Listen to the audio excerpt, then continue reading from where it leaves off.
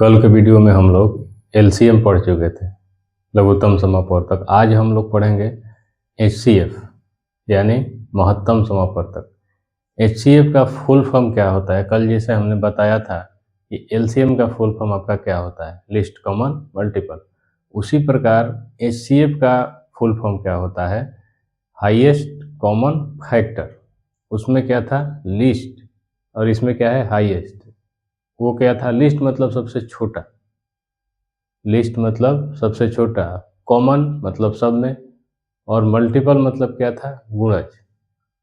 और इसमें क्या है, हाईएस्ट यानी सबसे बड़ा, उच्चतम, कॉमन मतलब सब में, और फैक्टर मतलब उसका गुणनखंड। उसमें क्या था, गुणज था, मल्टीपल था, और इसमें क्या है, फैक्टर है। तो एचसीएफ के बारे में आइए हम लोग देखते हैं। एचसीएफ जैसे हमने लिखा है, हाईएस्ट कॉमन फैक्टर, उच्चतम सार्व गुणनखंड, उच्चतम सार्व गुणनखंड। तो आइए एग्जाम्पल से समझते हैं, बिना एग्जाम्पल के समझ में नहीं आएगा। देखिए, हम लोग लेते हैं कोई संख्या 4, 6 और 8। ये तीन संख्या हमने ले लिए। अब इसका क्या है, फैक्टर निकालेंगे सबसे पहले। तो फैक्टर निकालने के लिए हम पहले बता चुके हैं, factor, common factor, multiple, common multiple, सब निकालने के लिए पहले बता चुके हैं। अगर नहीं देखे हैं उस वीडियो को तो पहले जाकर वीडियो को देख लीजिए, उसके बाद ये आपको कॉन्सेप्ट खुद ब खुद समझ में आ जाएगा। तो देखिए, 4 का फैक्टर क्या है, फैक्टर वही संख्या होती है जो इस संख्या को विभाजित कर दे। तो 4 के फैक्टर में क्या है, 1, 2 और 4। 4 के फैक्टर क्या है, 1, 2 और 4, ये तीन फैक्टर है। 6 के फैक्टर में क्या है, 1, 2, 3 और 6, ये इसके फैक्टर है। देखिए, फैक्टर वाले वीडियो को आप लोग देख लीजिए, वो आसानी से समझ में आ जाएगा। और फैक्टर वही होता है जो उस संख्या को विभाजित कर दे। जिस संख्या से ये बड़ी वाली संख्या विभाजित हो जाएगी, कट जाएगी ये संख्याओं से, ये संख्या इसके फैक्टर है। सॉरी, आइए देखिए, 8 का 1, 2, 4 और 8, ये तीनों संख्याओं का फैक्टर ये हो गया आपका। 4 का हो गया 1, 2, 4, 6 का हो गया 1, 2, 3, 6, और 8 का हो गया 1, 2, 4 और 8। अब इसमें हम लोग को इसका एचसीएफ निकालना है। तो एचसीएफ इसका क्या होगा, देखिए, हाईएस्ट कॉमन फैक्टर, यानी सबसे बड़ा हो, कॉमन हो और फैक्टर। तो सबसे बड़ा कॉमन क्या है इसमें, देखिए, एक तो कॉमन है, एक तो सब में कॉमन है, लेकिन ये क्या सबसे बड़ा है, दो कॉमन है, दो तीनों में है, दो तीनों में है। तो क्या ये सबसे बड़ा है, ये चेक करना है। अगर ये सबसे बड़ा कॉमन होगा तो यही इसका एचसीएफ हो जाएगा 4। देखिए, 4 इसमें भी है, 4 8 में भी है, लेकिन 6 में नहीं है। तो अगर किसी में नहीं है तो फैक्टर नहीं होगा, एचसीएफ नहीं होगा।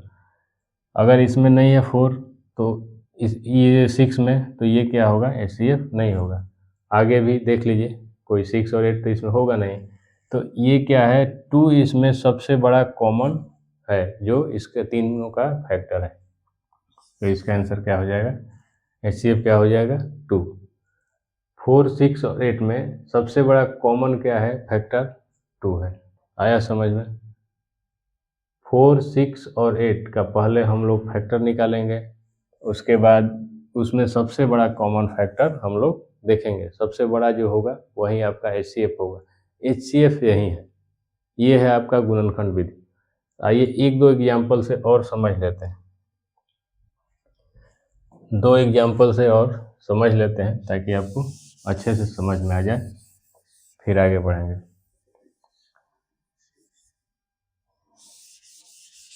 देखिए, दो संख्या हम लिखते हैं, दो संख्या लिखते हैं,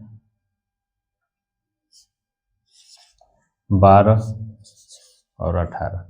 12 और 18 का फैक्टर निकालिए। 12 का फैक्टर क्या हो जाएगा, 1, 2, 3, 4, 6 और 12। ये क्या हो जाएगा, 12 का फैक्टर हो जाएगा। 18 का फैक्टर आपका क्या होगा, 1 2 3 6 9 और 18। 12 का फैक्टर 1 2 3 4 6 और 12। 18 का फैक्टर क्या हो जाएगा, 1 2 3 6 9 और 18। ये इनका क्या हो गया, फैक्टर हो गया। फैक्टर जो संख्या है इसको विभाजित करती है। तो इसमें हम लोग HCF निकालेंगे, तो इसका HCF क्या हो जाएगा, HCF निकालिए। सोचिए आप, इसका HCF क्या होगा, सबसे बड़ा कॉमन देखना है। 1 भी कॉमन है, 2 भी कॉमन है, 3 भी कॉमन है। लेकिन इसमें क्या है कि 6 जो कॉमन है, इन दोनों में बड़ा फैक्टर है। 6 जो फैक्टर है इन दोनों में सबसे बड़ा कॉमन है। 6 जो कॉमन है सबसे बड़ा फैक्टर है। तो 6 12 है नहीं, तो इसका HCF क्या हो जाएगा, 6 हो जाएगा। क्योंकि 12 और 18 में सबसे बड़ा जो फैक्टर है 6 ही इसमें कॉमन है। कॉमन क्या है, 6, और इसमें सबसे बड़ा फैक्टर 6 है, जो इस दोनों में है। कॉमन मतलब दोनों में, सब में है। तो उसी प्रकार से एक संख्या और देख लीजिए।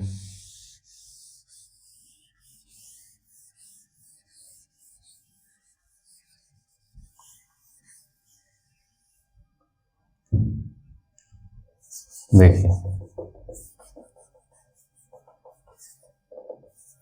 हम लोग लेते हैं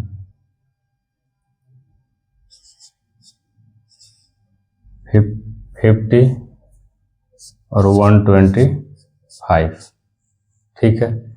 तो 50 का फैक्टर निकालिए। 50 का फैक्टर क्या है, 1 है, 5 है, 10 है, 25 है और 50। ये आपका 50 का फैक्टर है। इसी तरह से 125 का फैक्टर निकालिए।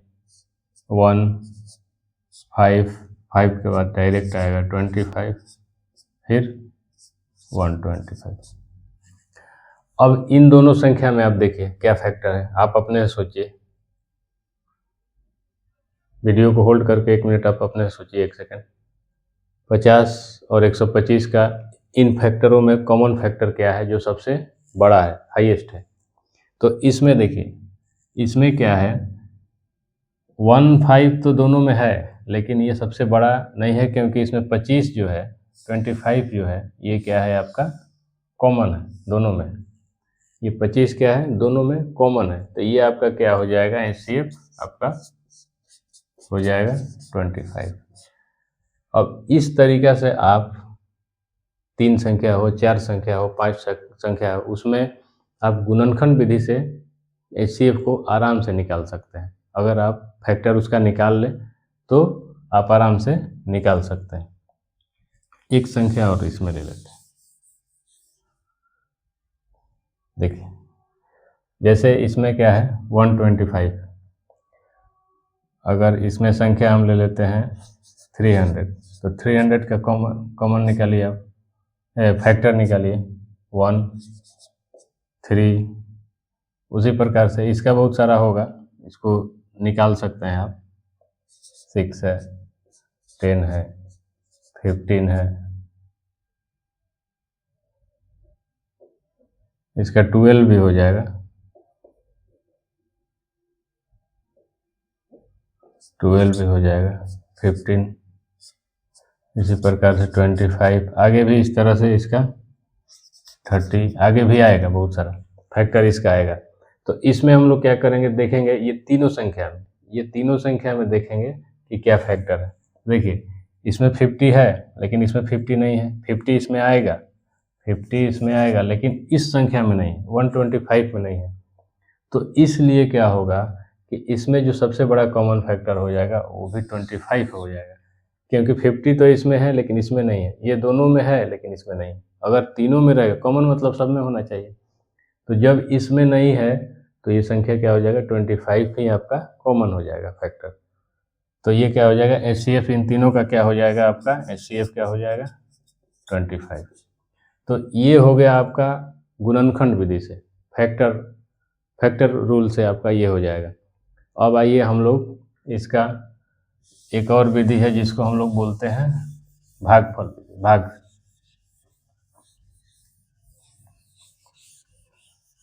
दोनों कंसेप्ट है, आसान है, आप लोग समझ जाइएगा आसानी से। जैसे हम लोग निकाल रहे थे 50 और 125 का, तो 50 और 125 का अगर भागफल विधि से नहीं, क्योंकि बड़ा संख्या में गुणनखंड आप निकालेंगे तो बहुत समय लगता है, उसमें फैक्टर का विधि उतना कारगर नहीं है। अगर संख्या बड़ा है, अगर उसका गुणनखंड जैसे हम ले लिए आपका 500 और 70-50, तो उसमें क्या होगा, आपको फैक्टर निकालने में काफ़ी समय लग जाता है, इसलिए उसका HCF निकालने में समय लग जाता है, लेकिन हमको एग्जाम में जल्दी करना है। तो देखिए इसमें क्या करेंगे हम लोग, अभी हम लोग लिए थे, ये 3 संख्या हो गए, पहले 2 संख्या का ले लीजिए, 2 संख्या समझ लीजिए। इसमें क्या है, तो इसको क्या करेंगे हम लोग, भाग्य विधि से इसको भाग करेंगे, ठीक है। तो इसमें नियम क्या है कि जैसे अब 50 से इसमें हम भाग कर रहे हैं, तो 50 2 या 100, तो इसमें क्या आएगा, रिमाइंडर क्या आएगा 25। इससे भागफल से कोई मतलब नहीं है। अब देखिए यही चीज़ जो आपका ये भाजक हो गया, उसको हम लोग फिर रिमाइंडर से भाग देंगे, अगर ये कट जाता है तो यहीं भागफल हो जाएगा, यहीं आपका HCF हो जाएगा। अगर ये कट गया, अगर ये संख्या इसको विभाजित कर दिया, जहाँ संख्या कट जाएगी वहीं आपका HCF निकल जाएगा।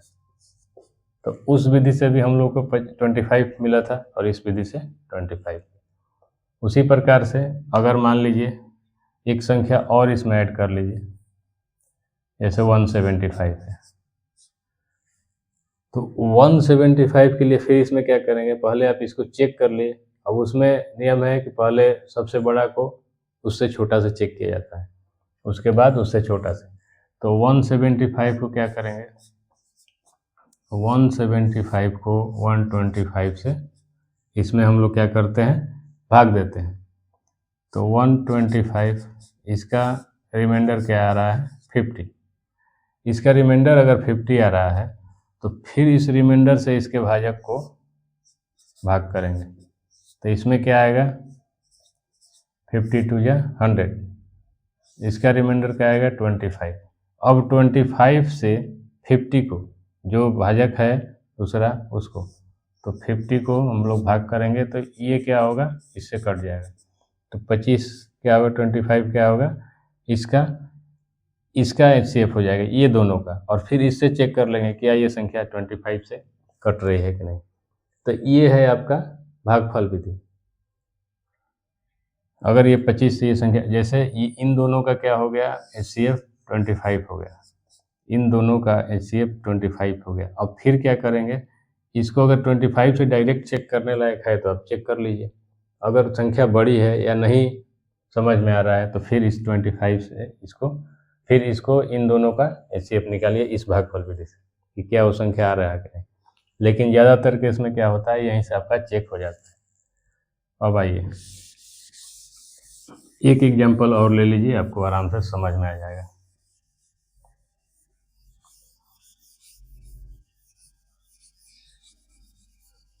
एक एग्जाम्पल और ले लीजिए देखिए लेते हैं हम 30, 45 और 75। तो इन तीनों का अगर HCF निकालना हो, छोटा संख्या हम इसलिए ले रहे हैं कि आपको समझ में आ जाए, बड़ा संख्या लेने से थोड़ा सा आपको प्रॉब्लम होगा, समय भी ज़्यादा लगेगा। जब छोटा संख्या का आप समझ लेंगे तो इसी प्रकार से बड़ा संख्या का आप आराम से निकाल सकते हैं। हाँ, और एक चीज़ और, अगर आपको इस वीडियो से कुछ भी समझ में आ रहा है, आगे आने वाले वीडियो में बहुत सारा कंसेप्ट हम लोग पढ़ेंगे। अभी ये इनिशियल स्टेज है, शुरुआती स्टेज है, तो अभी हम लोग छोटा छोटा कंसेप्ट समझ रहे हैं। आगे आने वाले समय में मैथ में बहुत कुछ पढ़ना है, उसको पढ़ेंगे कंसेप्ट वाइज और ट्रिक से भी, दोनों हम पढ़ेंगे। अभी ये थोड़ा मोड़ा कंसेप्ट हम समझा रहे हैं इसलिए कि आपको समझ में आए। कंसेप्ट जब क्लियर रहेगा और बेसिक ठीक रहेगा तब आप आगे जाके मैथ को और आसानी से खूब आराम से कर सकते हैं। मैथ में केवल प्रैक्टिस ज़रूरी है और कंसेप्ट ज़रूरी है। तो आइए, तो इसको समझ लीजिए। अगर वीडियो से थोड़ा सा भी हेल्प मिल रहा है तो इस चैनल को सब्सक्राइब कर लीजिए, लाइक कर दीजिए। तो आइए देखिए 75 और 45, इसका क्या हो जाएगा 75 को हम लोग क्या करते हैं 45 से भाग करते हैं। 45 से भाग करते हैं तो इसमें रिमाइंडर क्या बचता है आपका 30, इसमें रिमाइंडर क्या बचता है 30। तो फिर 30 से क्या करेंगे इस भाजक को 45 को इससे भाग करेंगे। तो 30 से 45 को भाग करते हैं तो इसमें भी क्या होता है रिमाइंडर क्या बचता है 15। तो 15 जब इसका बचता है रिमाइंडर तो इसको हम इस भाजक को भाग देते हैं तो इसमें क्या होता है 15 टू या 30, ये क्या हो जाएगा आपका कट जाएगा। अगर ये कट गया तो इन दोनों का एचसीएफ क्या हो गया, इन दोनों का एचसीएफ क्या हो गया 15। अब 15 से चेक कर लेना है कि 30 कट रहा है कि नहीं। अगर ये संख्या कट रहा है 15 से, ये संख्या अगर कट रहा है तो ये तीनों का क्या हो जाएगा एचसीएफ हो जाएगा, ये तीनों का एचसीएफ हो जाएगा। अगर ये संख्या नहीं कट रहा है तो फिर हम लोग इसको चेक करेंगे। लेकिन ज़्यादातर केस में यही होता है कि बड़ा वाला जो संख्या है उसका जो एचसीएफ आता है वहीं छोटे वाले संख्या का एचसीएफ हो जाता है। तो चलिए आज हम लोग देख लिए एचसीएफ, आगे आने वाले वीडियो में और बहुत सारा कंसेप्ट है तो हम लोग देखेंगे। आराम से पढ़िए, अच्छे से पढ़िए, दिल लगा के पढ़िए। ठीक है, थैंक यू।